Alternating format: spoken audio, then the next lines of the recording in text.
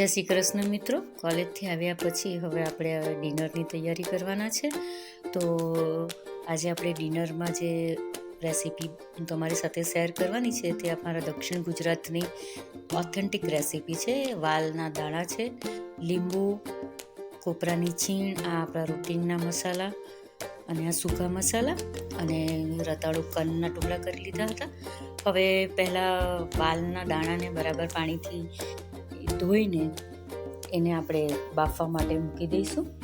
આ રતાળું વાલના લીલવાનું શાક એ ખૂબ જ સ્વાદમાં પણ સરસ લાગે છે અને ફટાફટ પણ રેડી થઈ જાય છે. અને દક્ષિણ ગુજરાતમાં તો શિયાળાની સિઝન હોય એટલે ઊંધિયું ને ઉબાડિયું ને બધું ચાલતું જ હોય. તેમાં આ રીતનું શાક તમે બનાવીને ખવડાવશો તો બહુ જ ટેસ્ટી લાગશે. હવે આ રતાળુ કનને આપણે ફ્રાય કરી લેવાના છે. આ ગોલ્ડન ફ્રાય થાય ત્યાં સુધી રતાળુને અંદર તળી લેવાના છે તેલમાં અને પછી એને આપણે બહાર કાઢી લેવાના છે. બીજી બાજુ એક કઢાઈમાં એક પરી તેલ લઈ લેવાનું છે. અજમાથી વઘાર કરવાનો છે. અડધી ચમચી હિંગ નાખવાની છે. ગેસની ફ્લેમ એકદમ ધીમી જ રાખવાની છે. હળદર, ધાણાજીરું પાવડર, લાલ મરચું પાવડર અને આદુ મરચાંની પેસ્ટ એડ કરી એને આપણે સાતળવાની છે અને પછી બાફેલા વાલના લીલવાને અંદર એડ કરી દેવાના છે. વાલના લીલવાનું પાણી પણ સાથે એડ કરી દેવાનું છે. આ તળેલું રતાળું એડ કરી દેવાનું છે. કોપરાની છીણ અને આ લીંબુનો એક રસ પણ અંદર ઉમેરી દેવાનો છે.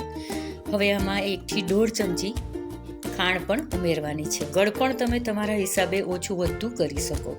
થોડું મીઠું એડ કરી દઈશું, લીલા ધાણા એડ કરી દઈશું અને અડધો ગ્લાસ પાણી નાખીને એને આપણે 2 થી 3 મિનિટ માટે થવા દઈશું.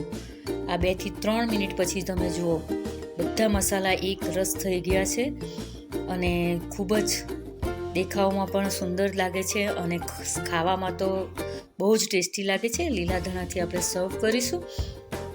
તમારું આ ડિનર માટેની આજની રેસીપી રેડી થઈ ગઈ છે.